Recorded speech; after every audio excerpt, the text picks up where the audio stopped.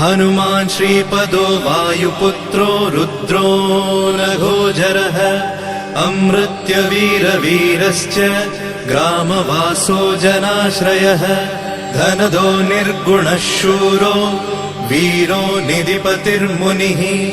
पिङ्गाक्षो वरदो वाग्मी सीताशोकविनाशकः शिवः शर्वः परो व्यक्तो व्यक्ताव्यक्तो धराधरः पिङ्गकेशः पिङ्गरोमा श्रुतिगम्यः सनातनः अनादिर्भगवान् देवो विश्वहेतुर्जनाश्रयः आरोग्यकर्ता विश्वेशो विश्वनाथो हरीश्वरः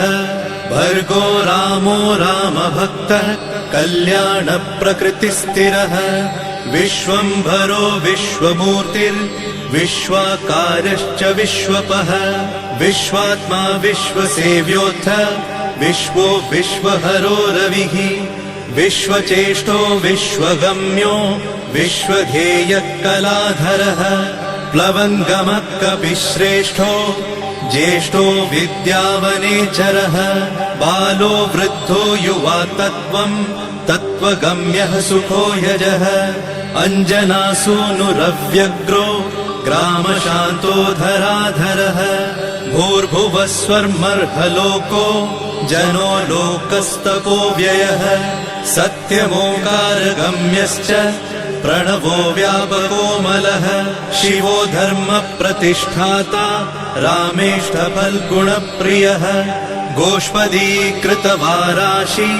पूर्णकामोधरापतिः रक्षोघ्नपुण्डरीकाक्ष शरणागतवत्सलः जानकी प्राणदाता च रक्षप्राणापहारकः पूर्णसत्त्वपीतवासा दिवाकरसमप्रभः द्रोणहर्ता शक्तिनेता शक्तिराक्षसमारकः रक्षोघ्नो रामदूतश्च शाकिनी जीवहारकः भुभुक्कारः तारातिर्गर्वपर्वतवेदनः हेतुर्मान् प्रांशुबीजं च विश्वभर्ता जगद्गुरुः जगत्त्राता जगन्नाथो जगदीशो जनेश्वरः जगत्पिता हरिश्रीशो गरुडस्मयभञ्जनः पार्थध्वजो वायुपुत्रो अमितपुच्छोऽमितप्रभः ब्रह्मपुच्छः परब्रह्म पुच्छो रामेष्ट एव च सुग्रीवादियुतो ज्ञानी वानरो वानरेश्वरः कल्पस्थायी चिरञ्जीवी प्रसन्नश्च सदाशिवः सन्मति सद्गतिर्भुक्ति मुक्तिदः कीर्तिदायकः कीर्तिपदश्चैव समुद्र श्रीपदः शिवः उदधिक्रमणो देवः संसार भयनाशनः वार्धिबन्धनकृद्विश्व जेता विश्वप्रतिष्ठितः लङ्कारिः कालपुरुषो लङ्केशगृहभञ्जनः भूतावासो वासुदेवो वसुस्त्रिभुवनेश्वरः श्रीरामदूतः कृष्णश्च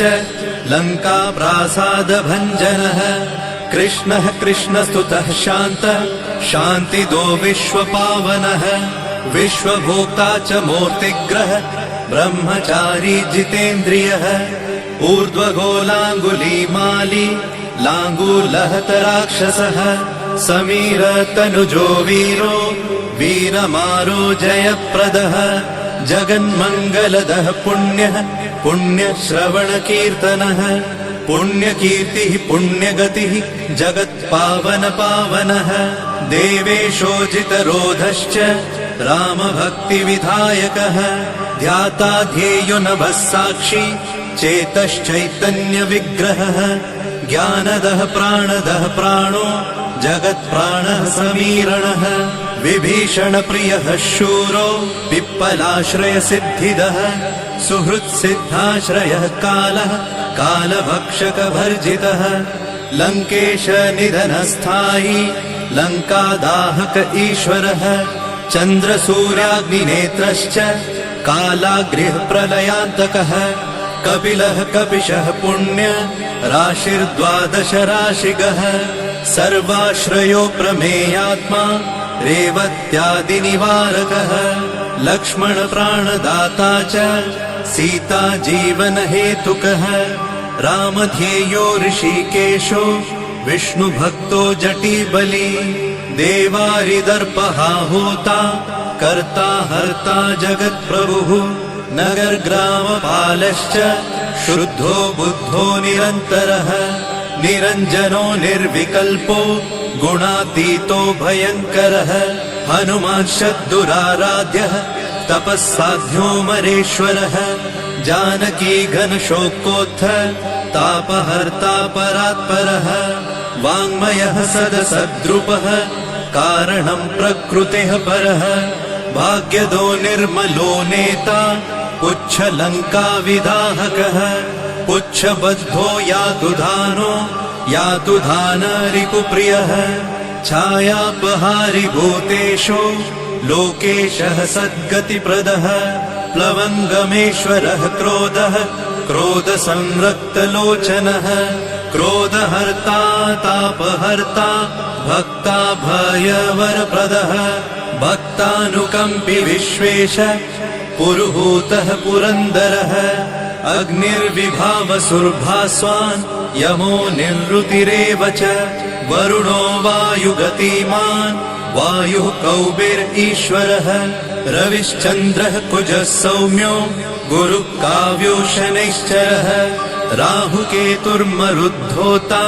धाता हर्ता समीरजः मशकीकृतदेवारिः दैत्यारिर्मधुसूदनः कामः कपिः कामपालः कपिलो विश्वजीवनः भागीरथीपदाम्भोजः सेतुबन्धविशारदः स्वाहा स्वधा हविः कव्यम् हव्यकव्यप्रकाशकः स्वप्रकाशो महावीरो लघुश्चामितविक्रमः प्रडिनोडीन गतिमान् सद्गतिस्पुरुषोत्तमः जगदात्मा जगद्योनिर्जगदन्तो ह्यनन्तकः विपाप्मानिष्कलङ्कश्च महान् महदहङ्कृतिः खं वायुः पृथिवीयप वह्निर्दिक्काल एव च क्षेत्रज्ञः क्षेत्रपालश्च पल्वलीकृतसागरः हिरण्मयः पुराणश्च खेचरो भूचरो मनुः हिरण्यगर्भः सूत्रात्मा राजराजो विशाम्पतिः वेदान्तवेद्योद्गीतश्च वेदवेदाङ्गपारगः प्रतिग्रामस्थितः साध्य स्फूर्तिदाता गुणाकरः नक्षत्रमालिभूतात्मा सुरभिकल्पपादपः चिन्तामणिर्गुणनिधिः प्रजापतिर्नुत्तमः पुण्यश्लोकः पुरारातिर्ज्योतिष्मान् शार्वरीपतिः किलिकिल्यारवत्रस्त भूतप्रेतपिशाचकः ऋणत्रयहरः सूक्ष्मः स्थूलः सर्वगतः पुमान् अपस्मारहरः स्मर्ते श्रुतिर्गाथा स्मृतिर्मनुः स्वर्गद्वारः प्रजाद्वारो मोक्षद्वारम् कपीश्वरः नादरूपः परब्रह्म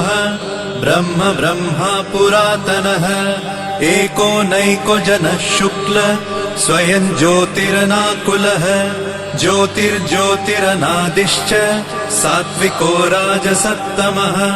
तमोहर्ता निरालम्बो निराकारो गुणाकरः गुणाश्रयो गुणमयो बृहत्कायो बृहद्यशाः बृहद्धनुर्बृहत्पादो बृहन्मूर्धा बृहत्स्वनः बृहत्कर्णो बृहन्यासो बृहन्नेत्रो बृहद्गलः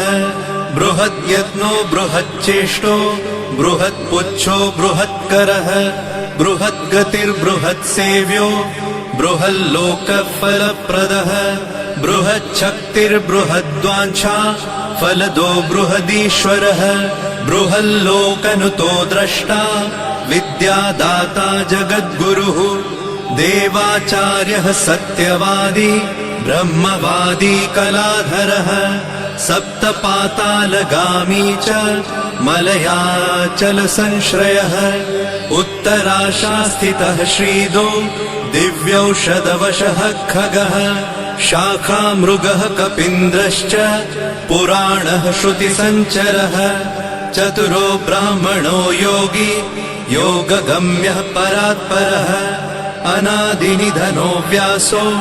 वैकुण्ठः पृथिवीपतिः पराजितो जिताराशिः सदानन्दश्च ईशिता गोपालो गोपतिर्गोप्ता कलिः कालः परात्परः मनोवेगी सदा योगी संसारभयनाशनः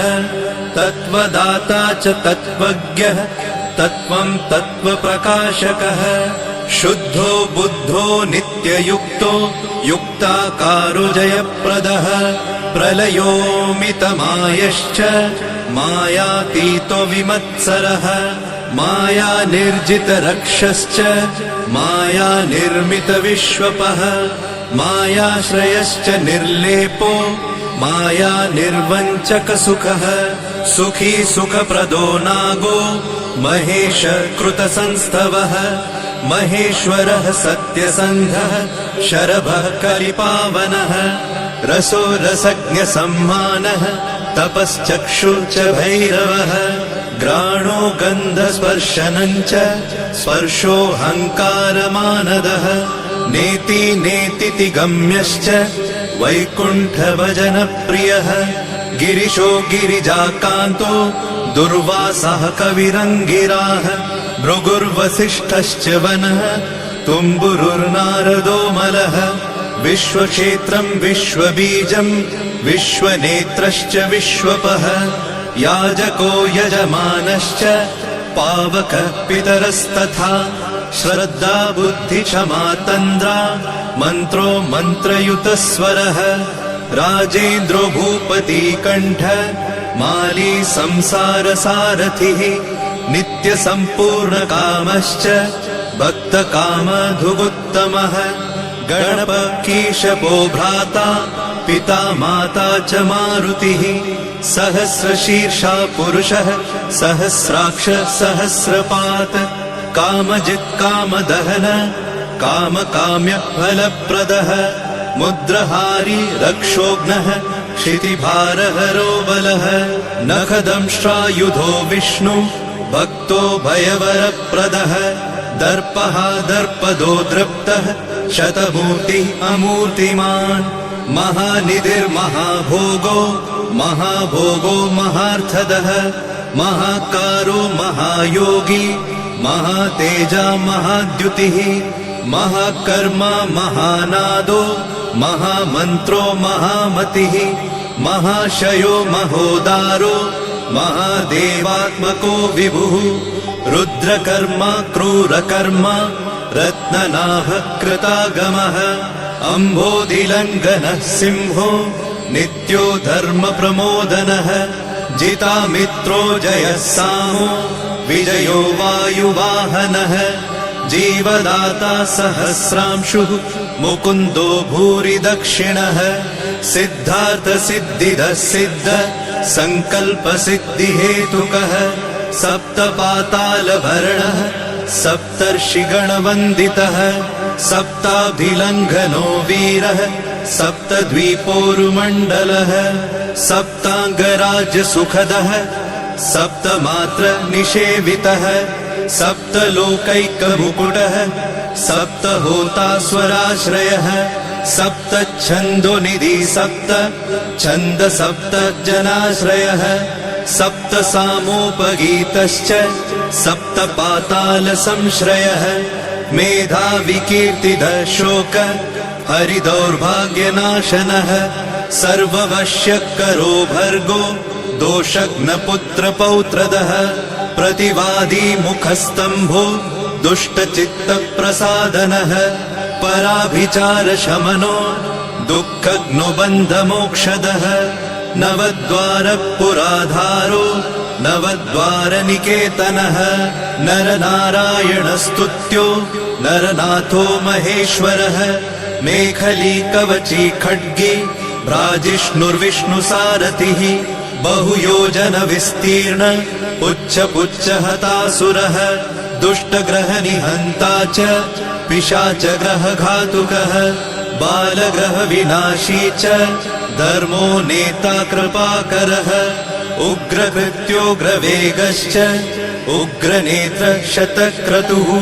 शतमन्युस्तुतस्तुत्य महातेजो महाबलः समग्रगुणशाली च व्यग्रो रक्षो विनाशकः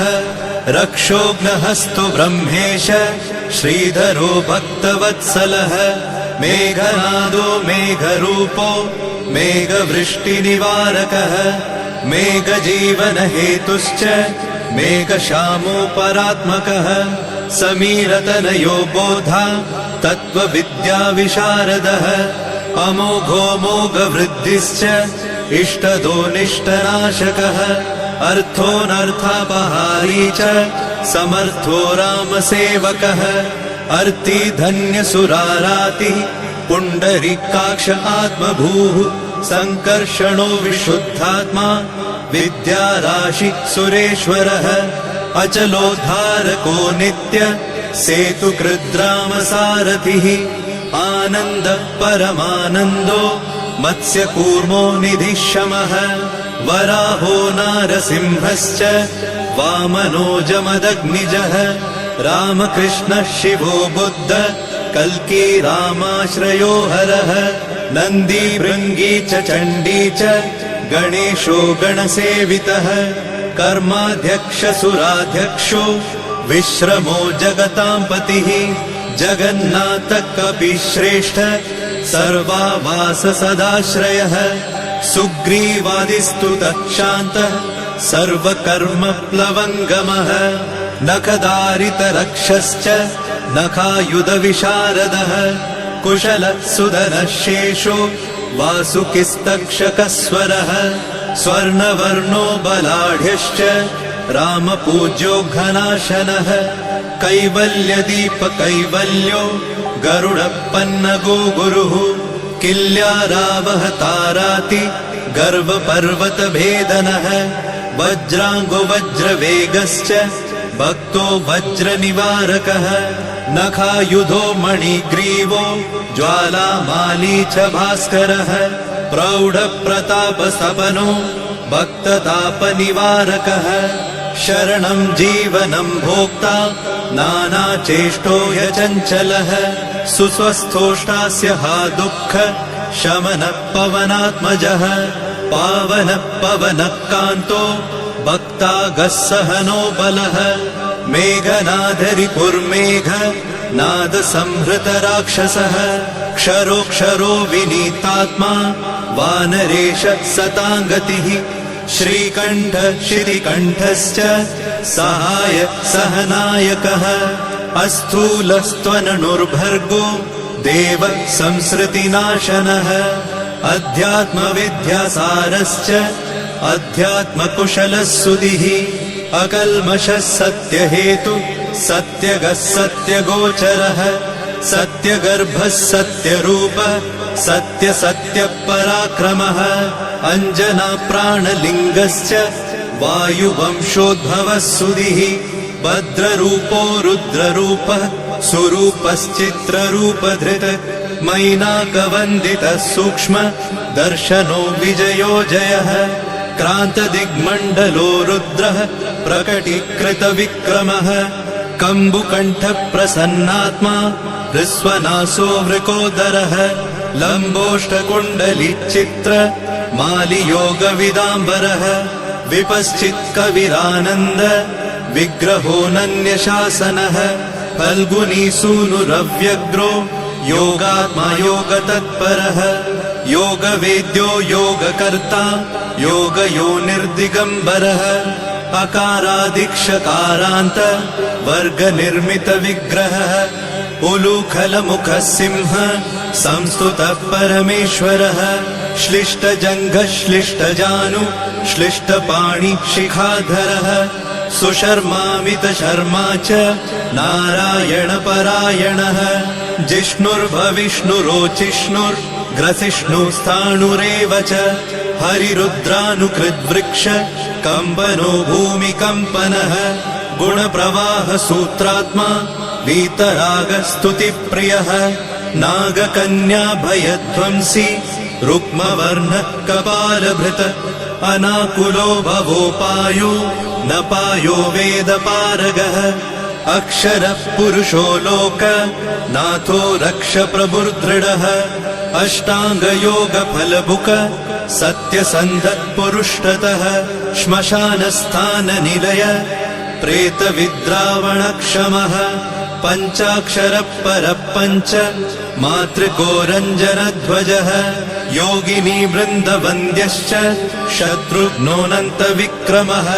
ब्रह्मचारीन्द्रियरिपुर्धृतदण्डो दशात्मकः अप्रपञ्चः सदाचार शूरसेनविदारकः वृद्धप्रमोदश्चानन्द सप्तजिह्वापतिर्धरः नवद्वारपुराधार प्रत्यग्रसामगायकः षट्चक्रधाम स्वर्लोको भयहृन्मानदो मदः सर्ववश्यकरः शक्तिर्नेता चानन्तमङ्गलः अष्टमूर्तिर्धरो नेता विरूपस्वरसुन्दरः धूमकेतुर्महाकेतु सत्यकेतुर्महारथः नन्दिप्रियः स्वतन्त्रश्च मेखली समरप्रियः लोहाङ्ग सर्वविद्धन्वि षट्कलः शर्व ईश्वरः फलभुक्फलहस्तश्च सर्वकर्मफलप्रदः धर्माध्यक्षो धर्मफलो धर्मो धर्मप्रदोऽर्थदः पञ्चविंशति तत्त्वज्ञ स्तारक ब्रह्म तत्परः त्रिमार्गवसतिर्भीमः सर्वदुःखनिबर्हणः ऊर्जस्वान्निर्गलः शूली मालिगर्भो निशाचरः रक्ताम्बरधरो रक्तो रक्तमाला विभूषणः वरमाली शुभाङ्गश्च श्वेतश्वेताम्बरो युवा जयो जय परिवारः सहस्रवदनः कविः शाकिनी डाकिनी यक्ष रक्षो भूतौघभञ्जनः सद्यो जातः कामगतिर्ज्ञानमूर्तिर्यशस्करः शम्भुतेजा सार्वभौमो विष्णुभक्तप्लवङ्गमः चतुर्नवति मन्त्रज्ञ पौलस्त्यबलदर्पः सर्वलक्ष्मीप्रदः श्रीमान् अङ्गदप्रिय ईडितः स्मृतिर्बीजं सुरेशानः संसारभयनाशनः उत्तमः श्रीपरिवार श्रीभूदुर्गा च कामदृक् सदा गतिर्मातरिष्वा रामपादाब्जषट्पदः नीलप्रियो नीलवर्णो नीलवर्णप्रियः सुहृत् रामदूतो लोकबन्धु रन्तरात्मा मनोरमः श्रीरामध्यानकृद्वीरः सदा किं पुरुषस्तुतः रामकार्यान्तरङ्गश्च शुद्धिर्गतिरनामयः पुण्यश्लोकपरानन्द परेशप्रियसारथिः लोकस्वामी मुक्तिदाता सर्वकारणकारणः महाबलो महावीरः पारावारगतिर्गुरुः समस्तलोकसाक्षी च समस्तसुरवन्दितः सीता समेत श्रीराम पादसेवाधुरन्धरः इति श्री आञ्जनेय सहस्रनाम स्तोत्रम् सम्पूर्णम्।